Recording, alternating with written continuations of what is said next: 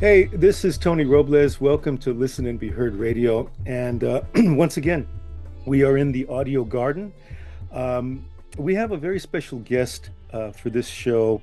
She is a writer who wrote an essay that really touched me deeply. It's part of a collection called Letters to a Writer of Color.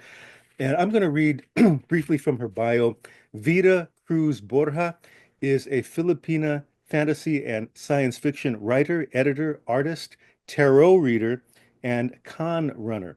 Her short fiction and essays have been published in F&SF, Fantasy, Strange Horizons, PodCastle, Expanded Horizons, and various anthologies. She won the 2022 IGNYTE Award for Best Creative Nonfiction for We Are the Mountain, a look at the inactive protagonist, which is the essay that I referred to, which was published in the essay collection Letters to a Writer of Color in 2023.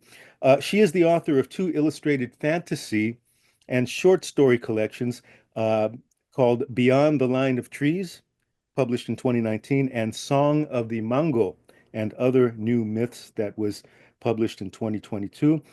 Her work has been nominated for different awards. Vida, welcome to Listen and Be Heard Radio. Now, I know you're in the Philippines. I'm here in Western North Carolina. Thankfully for technology, we're able to do this. Uh, I know it's been busy for you. You just attended a couple of book festivals. Welcome to our show. Nice. It's great to be here, Tony. Thanks for having me on. Yeah, tell us And yeah, it about has been a the pretty tiring week. yeah, tell us about the book festivals. I think you attended a launch of a book, and I think your own launch, correct?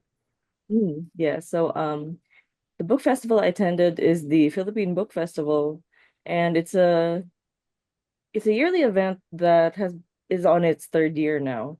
And I was really happy about it because we have several book festivals, and this one focuses on local writers in the Philippines. So And I think it's because they changed the venue this year, but it was really well attended. Like my friends were actually complaining about the crowd. And I have no friend from the festival who was able to recover socially when I saw them again yesterday at a different book launch. So, the other book launches that I attended yesterday were recently an of seminal work of Philippine speculative fiction was released. It's called Mapping New Stars, and it's a collection of essays that are about well, they're trying to define Philippine speculative fiction, and it also has advice for aspiring writers of this genre. Um, so I'm a contributor. I wrote the chapter Where Do Stories Begin? Hmm. And then um after that book launch, I went to my friend's book launch. He this book's actually been out in the wild for 10 years now, and it's called The Infinite Library and Other Stories. There is a US edition by Gaudy Boy, and then this launch is the first time the book was finally being published and brought to the Philippines and distributed in stores. And I highly recommend it because it's written by my friend Victor Ocampo, who I think is one of the very best science fiction writers the Philippines has. Victor Ocampo. And you had mentioned that okay, your piece was called "Where Do Stories Begin?" Um, Mhm. that's kind of a good segue. Where does your story begin as a writer? I wanted to ask you that because we all have different beginnings, and how did you know that you were going to go in this direction? Right. So, as I'm a millennial, Yeah, uh, my story begins with Harry Potter. right. I read that when I was 8 years old, and then I followed it all the way through high school. Um, and my godmother realized that at the time that I was reading Harry Potter, the third book was just about to come out. And she realized that I had been reading books one and two or three times already. in anticipation. And then she's like, you got to read something else. So she gave me Little Women, What Katie Did, various other books. I think I got an abridged version of Pride and Prejudice, but I couldn't get into that. The language is a Right. little difficult. And then um around that time, Lord of the Rings came out, the movies, and I was like, I want to read those books, so there. And then so I technically I got my start writing fan fiction of all these things. And how to explain it? I think that the kind of trajectory I've been on is still a very common trajectory today because I taught for a year of creative writing at Ateneo de Manila University, and a lot of my students have similar beginnings to mine. Mm. If the question is about how did I get into writing speculative fiction, I've noticed a trend.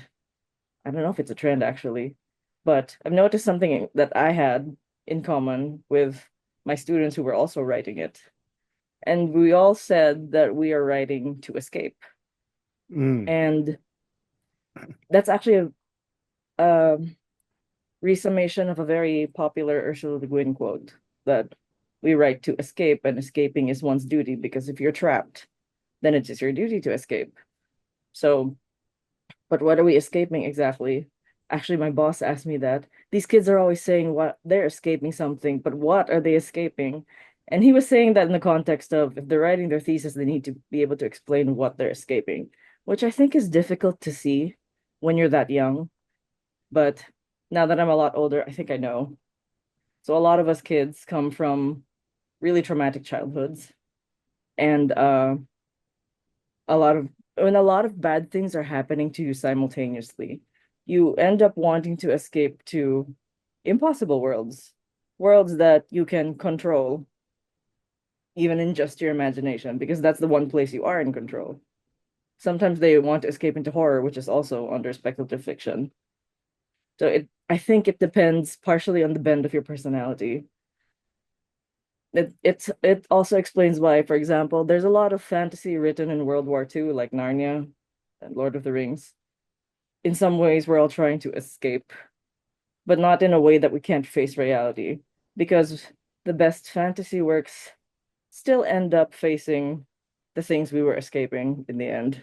Mm. Mm. That's a wonderful definition, a wonderful take on that because I don't read a lot of fantasy per se, but what I like about it and what I'm attracted to is the notion of possibility where you just said that you have students that were in some very traumatic, impossible type situations, and maybe the escape is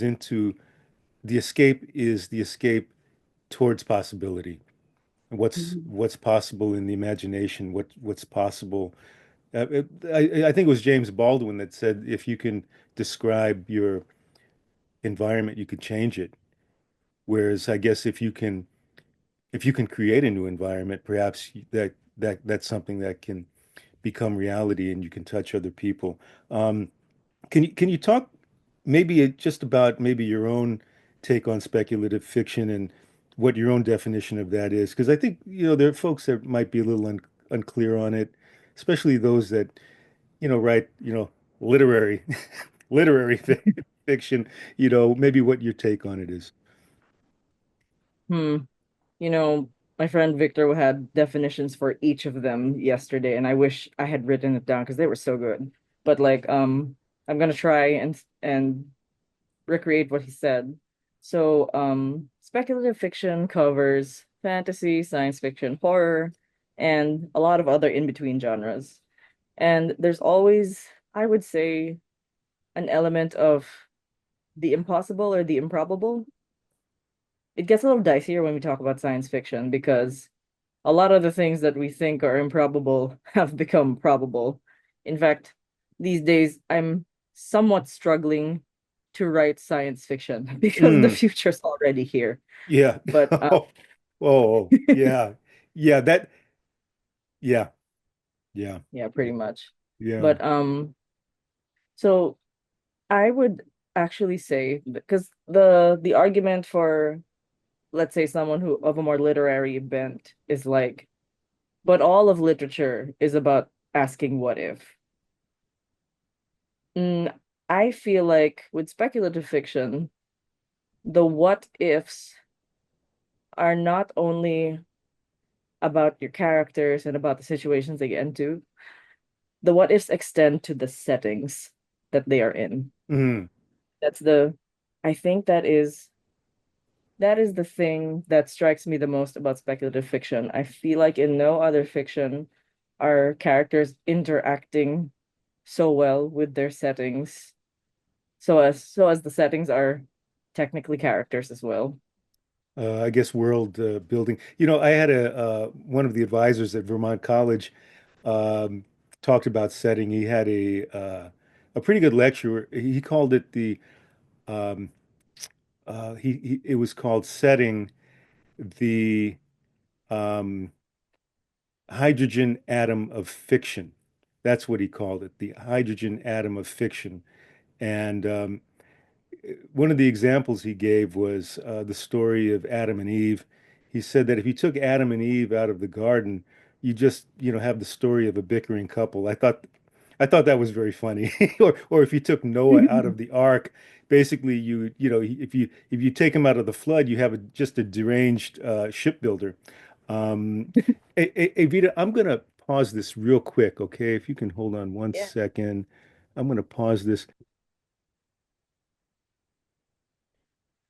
Okay. So you had mentioned that you were at the Philippine Book Festival. I'm assuming was that in Manila or was that in another?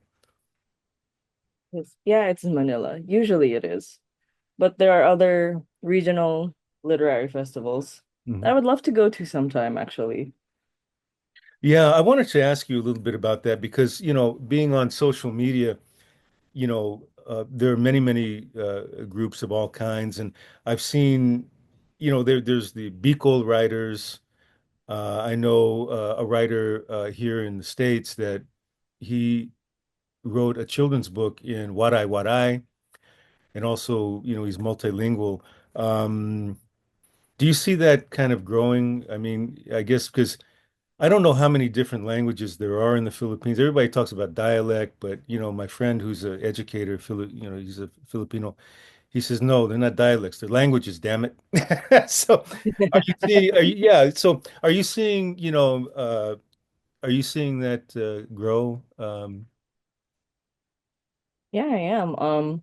Well, I don't know if this number's correct, but I read somewhere that the Philippines has 128 languages. 120. And yeah. And I think literature in all those languages is, well, it's expanding rapidly. I mean, the National Book Development Board is, I don't know if they've released it already, but I know they were planning to release a grant for writers who want to write in their regional mother tongues. And so they're starting to subsidize work in languages other than Tagalog or English, which is Mm, great. And I really hope there's more of that in the future too. Uh, I also think that the publishing scene is expanding in a great way because I forgot to mention that one of the book launches I attended at the festival was for another book of mine. Um, so it's called New Philippine Speculative Fiction. First oh, of all, beautiful. So Dean Francis Alfar and and Nikki Nikki Alfar, you were Alpha. the editors. Oh, okay. Yeah, so it's technically a relaunch of the Philippine Speculative Fiction series, but this is a whopping volume because there are like 35 stories in here. And they reprinted one of mine, and the publisher that launched it just launched simultaneously various imprints of different genres like romance and speculative fiction. And Mm, it's just amazing. They were primarily a textbook publisher, but they're foraying into literature. So I'm excited about how many more opportunities there are for Filipinos to publish in their own country. mm. No, that's great. We have here in San Francisco, I don't know if you ever attended it, we have something called the Filipino American International Book Festival that happens every 2 years in San Francisco. We've had our share of speculative fiction writers and sci-fi writers that have come and shared. And the keynote speaker was Ninochka Rosca, actually, a couple of years ago. And she had talked to us about the publishing industry and how, we need more representations. One of the points she made was that it doesn't necessarily have to come from the writing end. There are a lot of other, hats to wear in that industry. Um, so I wanted to ask you about Philippine myths. Because I know that Hmm. there was a story that you did that I guess it was your take on Beauty and the Beast, um, Yeah. about a capre and a tree and a young girl. Can you talk about that, about, Philippine myths and how they impact your writing? Yeah, so unless they're super Americanized, I don't really know of any Filipino child who didn't grow up with some form of Philippine myth, because many of us have grandparents that come from different provinces, and then a lot of us will grow up with yayas. Well, I guess they're called nannies in Hmm. the US. A lot of us grew up with yayas who tell us the superstitions of their provinces, sometimes as a threat. Like, if you don't go to sleep right now, the aswang is gonna come and eat you. Right, right. Stuff like that. And I've well, I'm sorry to keep referring to Harry Potter because like many other people, my heart's been broken over what's been happening there recently. But because I started out with books that are about magic, at some point I started looking for what does Philippine magic look like.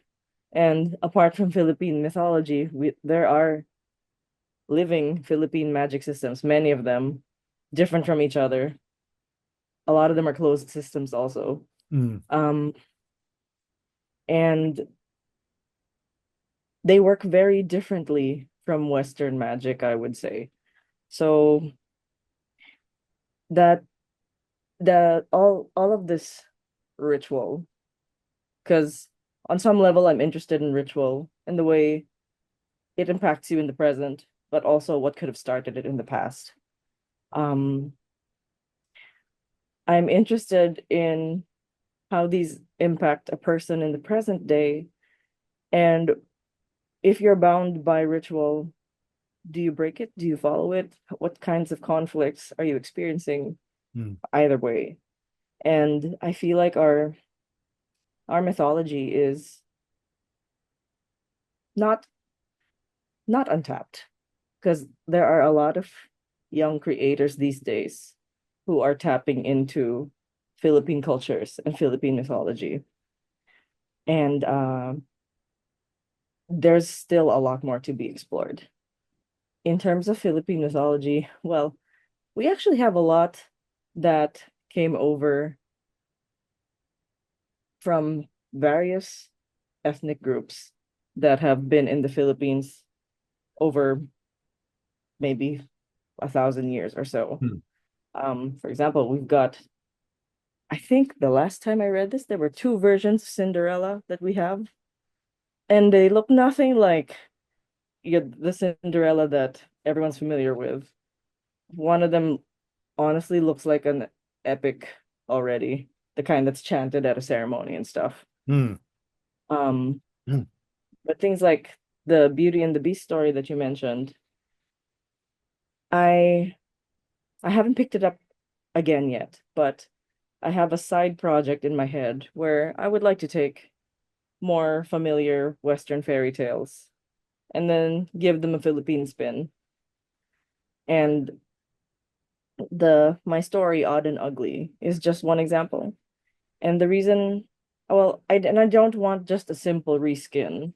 I wanted to comment on whatever Philippine history, our social mores, the things that we still need to work on as a people. In that particular story, I wanted to put on the page this kind of fiery Filipino spirit that we have. I think we need to be really pushed to show it. But we've we've always been revolutionaries, I guess. Mm. So when really, really pushed, we will fight. And that was what I wanted to convey in the vehicle of a Beauty and the Beast retelling. Yeah, because in reading that, I mean, just on so many levels, um, what you're saying about, I guess our deep structure and myth and um, just a different take on that. Um, you know, there's so many things I wanted to ask you, and some of these things I didn't even write. I didn't. I didn't even write down. Um, I wanted to bring up the fact that I know the former president had been detained or has been detained and is in The Hague, the ICC. We had a writer here, Randy Rebai. I don't know if you know Randy, but he wrote Patron Saints of Nothing that um, you know um, addressed that time. Maybe you could talk about how that's influenced you as an artist or as a writer, or perhaps the people that you've known who Gosh. yeah. So I think you're gonna get me into trouble for this. Haha. But you know what? Fine. So when Duterte came into power, it was coinciding with a really dark personal period in my life. A lot of things had happened. Like very briefly mentioning, I was still reeling from my first job where I had to leave eventually because I got harassed and then blackmailed. And then I felt my mental health falling apart. Mhm. And then not long after that, Duterte comes into power. And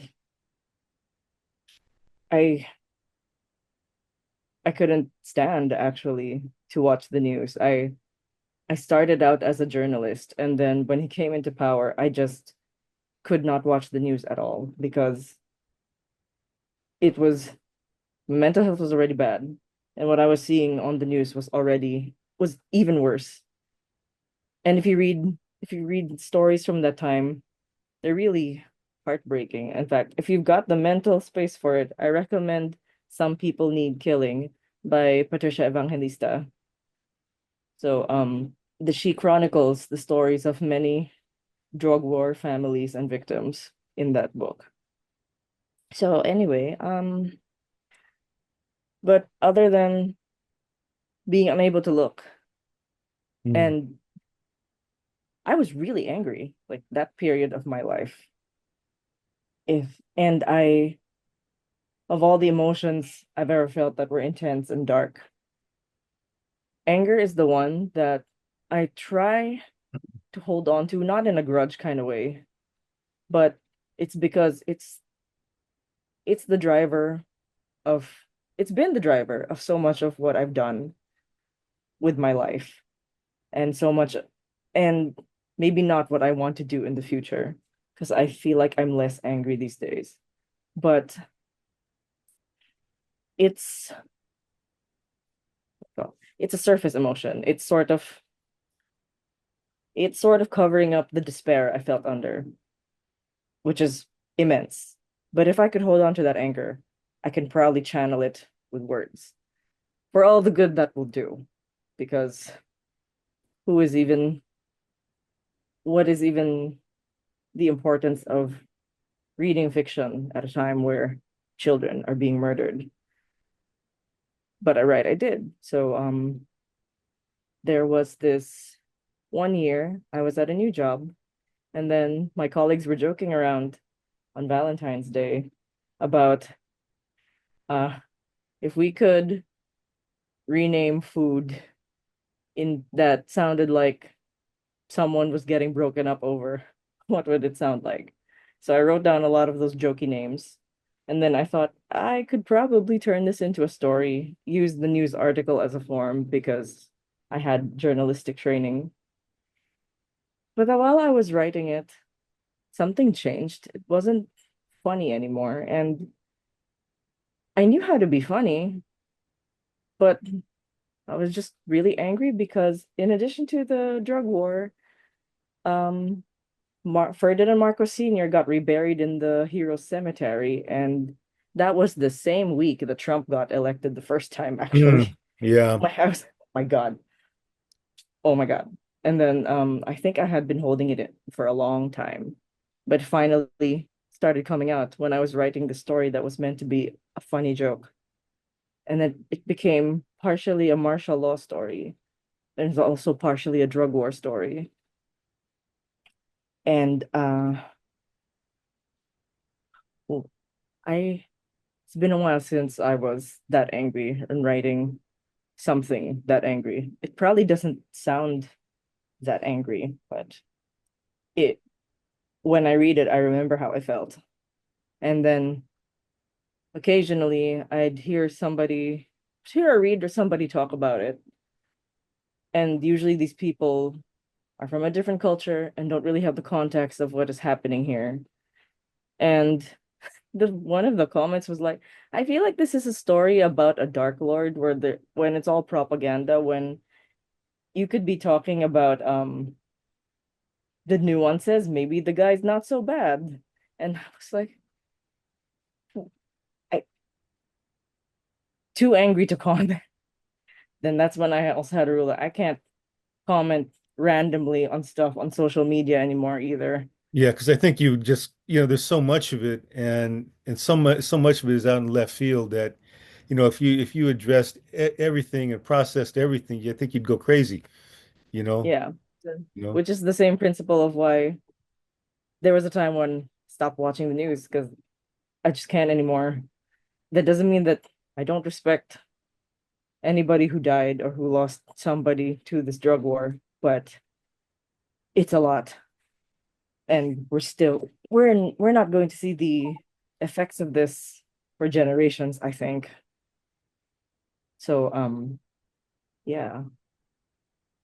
Yeah, I mean, as an artist, and then somebody from a journalistic background, and then somebody who has a lot of sensitivity, that has an impact, and that we can use our art as an outlet, but then we still have to negotiate the impact that it has on our health as well, Yeah. because we're all kind of vulnerable to that, which I kind of want to segue into the essay that you wrote. I found this at the Hendersonville, North Carolina library. It was my day off. I have Fridays off. And I was browsing, and I came upon this Letters to a Writer of Color, and it just kind of flew out. It landed in my landed in my hand. And I'm flipping through this, and I come upon an essay called The Inactive Protagonist. And yeah, this essay, I mean, it's a short essay, but it really speaks a lot. It speaks mountains. Um, can you talk about this? Because I mean, this really addresses, particularly of writers of color that I've known in the MFA programs, and even beyond the MFA programs. It speaks to a lot of what we feel in our souls. That what you wrote here is from a place of understanding. You get it. And can you tell us what prompted you to write this, and just tell us about this essay? Okay, so when I was still on Twitter, I went viral during lockdown, and it was because I wrote a rebuttal to popular advice about one's protagonists being active, and I guess caught me in a bad mood that day because I pretty angrily was like, you know what? I'm really sick of that advice about active protagonists and how they have to act on their stories. Because while this was happening, I was stuck in my house. I didn't come out of my house for 2, 3 years. And it's partially because the Philippine lockdown was really draconic. And it's also partially because my dad, so this is before I was married, my dad is a kidney transplant patient. And if I brought in any random sickness into the house, it's honestly all over. Mm. So, and then here's this. I mean, this was talking about fiction, but the advice was like the protagonist has to act on their story. And so it's fiction, but then, a lot of people look to fiction for what they should do in real life. And what am I supposed to do? Am I supposed to wave a sword at COVID? That's not going to do anything. And it was also a period where I was really struggling to write also. So I saw that piece of advice, and so many of my friends had quote retweeted and reacted to it. And then I also quote retweeted it. And I said that I need everyone in the Western publishing industry to understand that, sometimes your protagonist cannot act on the story. Mm. They're they are not inactive because they want to be, but sometimes you don't have a choice. Mm. And also sometimes being inactive, at least the definition of inactive, which sometimes sounds like a not fighting at all, not fighting against something, not struggling against something. Sometimes it is a choice not to do that. Because if you struggle, there are bigger things at stake. There are people who will be affected. There will be dominoes that fall. And that's not something I'm the kind of person who can't have that on their conscience if I did something like that. And then in that Twitter thread, I ended up talking also about conflict and narrative structure. And well, I didn't mean to foray into those things, but it's because when we talk about imperialism in fiction, there are many heads, Mm. and it's a hydra. And then the inactive protagonist is just one head on that hydra. So this is coming from a place of, even if it wasn't locked down at the time, I live in the Philippines. And the truth is, we're run by oligarchs. And while it's not this extreme, no, it actually was that extreme during Duterte's reign. We lived and died by their word. There's not much you can do against that. And for publishing the space that I wanted to publish in, for all of them to just push for the kind of story where the protagonist is the one affecting the story and affecting the plot. There Mhm. is a place for that, actually. There's that kind of writing is valid. But sometimes that's not the story you're trying to tell because that's not the life you're living. Mm. So I don't think we should shoehorn those kinds of stories into this kind of structure. Yeah, yeah, you really touch on that because, you know, I've dealt with that myself in my own writing, the criticism of, well, your protagonist has to have more agency. They have to want something. Uh they have to do something. Um, but um, it's not always as simple as that. I find that, in the MFA program and in other places that, being a BIPOC writer or BIPOC or a writer of color, we want so much to have validation. We want to be validated for the value of our work. We want white people to think that we can write. We want white people to think that we have talent. I mean, some of that, some of that comes to play, and I think, for better or worse, we may feel that way and not even realize that we're feeling that way. It's weird.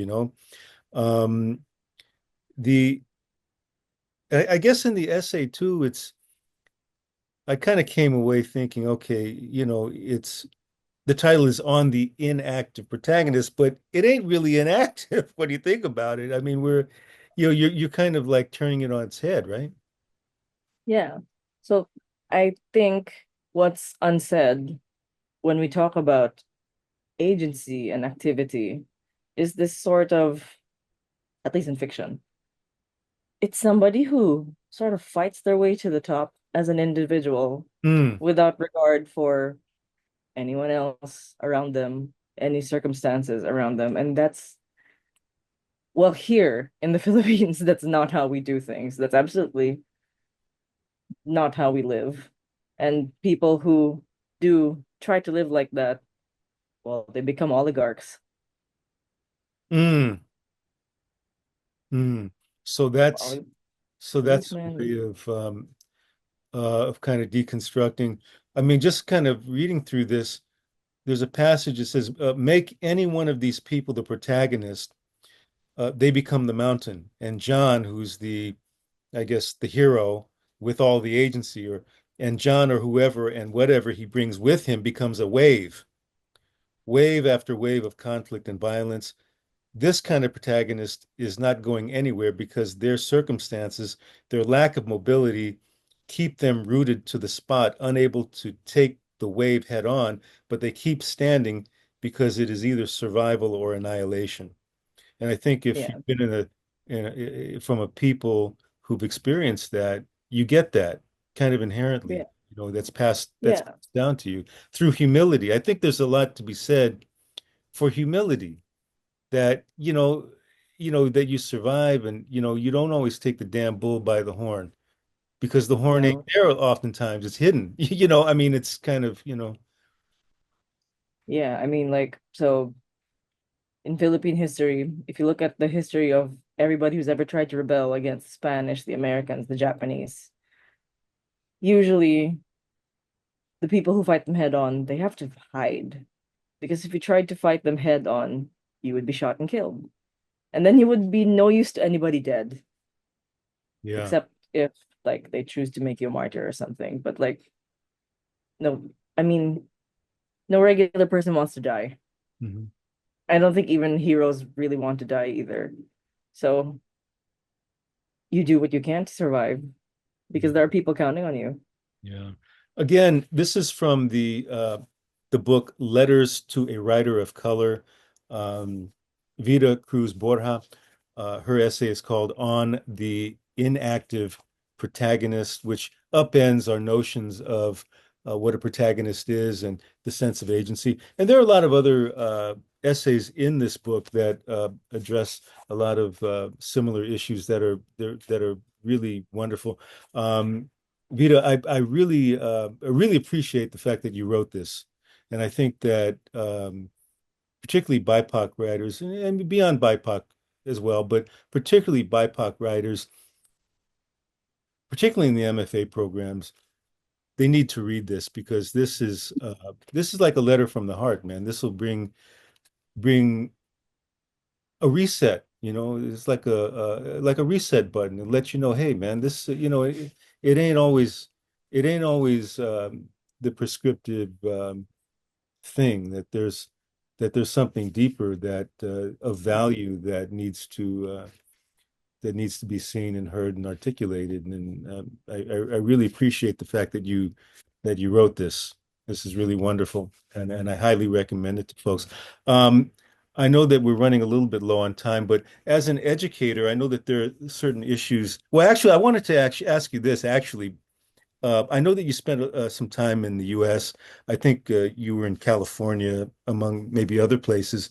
As far as like, the writers that are writing in the Philippines and some of the Fil-Am writers, Filipino American writers, how do you see I guess maybe the differences in sensibility or, were there anything that kind of stood out that, between the writing that we do here and the writing that happens back home? Yeah, just Mm.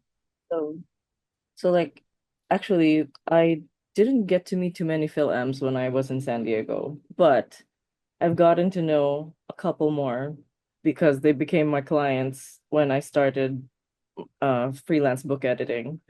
A lot of my clients are Phil M's, and a lot of them put Philippine culture into their work, even if it's fantasy work, which I find amazing. So I think something that Phil-Ams and Filipinas in the Philippines have in common is that, at least on the art side, we're both trying to reach for culture because, like, Phil-Am's probably been Americanized or Westernized in some way. In the Philippines, we've also been Westernized, but we still, what the difference is that we're geographically closer to culture. And a slight difference is sometimes, and this is not meant in a disparaging way or anything. Sometimes when Phil M. writers write, a more American sensibility seeps into the work. And sometimes that sensibility manifests in having a more active protagonist, which is not a bad thing. Or a certain application of Philippine culture in American ways. I don't know if that's making sense. Mm. I think we're we are both descendants of the same people trying to make sense of culture that was largely erased by colonizers. So we're just going at it in different ways. Yeah, you kind of when you said that about the protagonist and the active, the active protagonist with the agency, kind of reminded me a little bit about what somebody told me one time because I, I was born in San Francisco, but I have relatives in Marikina and Bukidnon. My, grandparents came here in the early 20s, but I did get a chance to visit, I think it was in 2016. And I had a friend in Makati, and I was staying there with my friend. And he was saying, they said, well, folks here can tell that you're a Phil-Am just by the way you walk, man. You walk into a coffee shop. I said, what do you mean? He says, well, Phil-Am, man, you walk into a coffee shop, the way they walk in, like they own the place. So Oh gosh. I guess that's the active protagonist coming out, right? Mm, well, I suppose if you live in America Yeah, for yeah, a long it yeah. just it just gets into you somehow. I mean, I have a lot of friends who talk about how you have to, what was the word for it again? You have to integrate, I guess, with the prevailing culture. And some of those values like seep into you.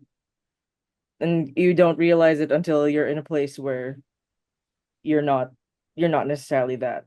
So the experience that I did come away with when I came to San Diego was through my entire life up until then, I had thought that I was too Western for the Philippines.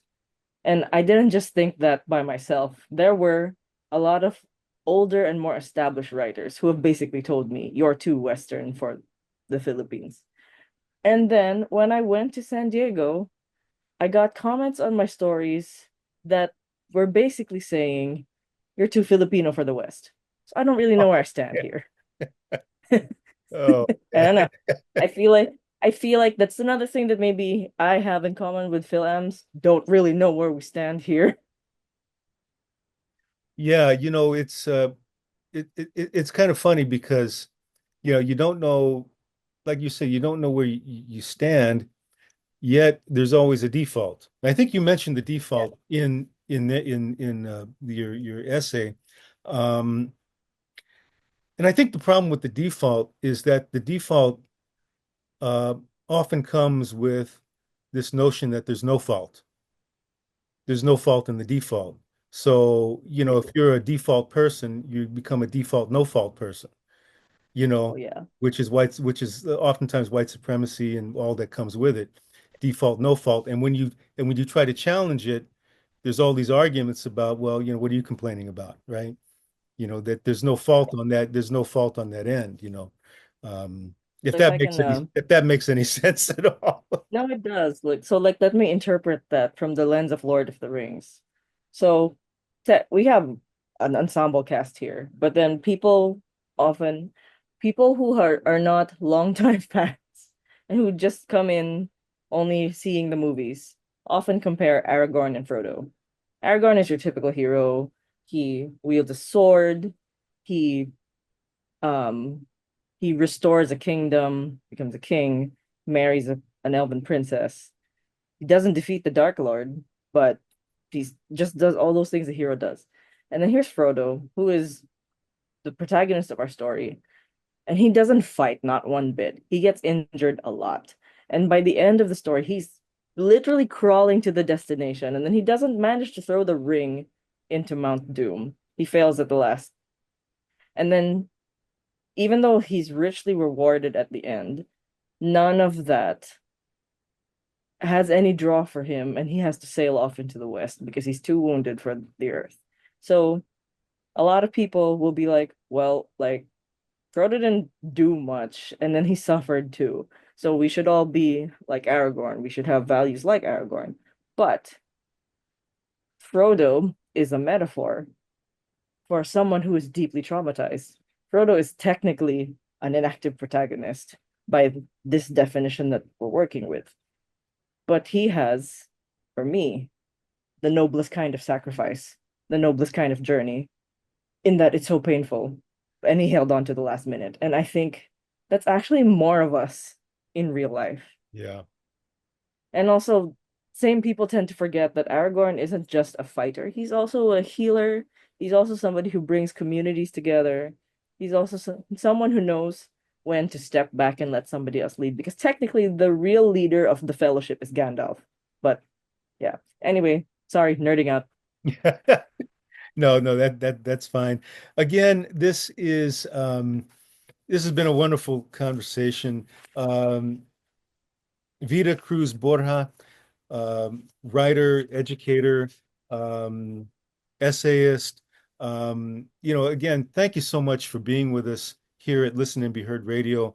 I know that the people that are going to be watching this are going to get a lot out of it. They'll learn about some of the things that are going on in the Philippines in terms of the writing, and also your take on the protagonist. And I think it'll bring some insight to people that are wrestling with this issue. Again, this is Listen and Be Heard Radio for readers and writers. Again, the Audio Garden. Vida, thank you once again. And for those that want to purchase your book or learn more about the things that you're involved in and some of the events that are coming up, how can they go about doing that? So my website is vidacruz.org. My short fiction collection is called Song of the Mango and Other New Myths. It won the National Book Award in 2023, the Philippine National Book Award. And the book I was talking about, that is the seminal work of speculative fiction in the Philippines, is called Mapping New Stars. Mm-hmm. It was launched last month. And if you're in Manila next week, we're actually doing a solo launch, which will be a panel and a forum where we talk about the essays in this book. And lastly, new Philippine speculative fiction. Once again, there are many, many cool authors here from all over the world, all of us of Philippine descent. Fantastic. Again, thank you so much, Vida. Again, Vida Cruz-Borja. Last name Borja, Vida Cruz-Borja. And her website again is Vida Cruz, that's Cruz, VidaCruz.org. Once again, this is Listen and Be Heard Radio for readers and writers, and we're going to toss it back to the studio and with Martha. Thank you.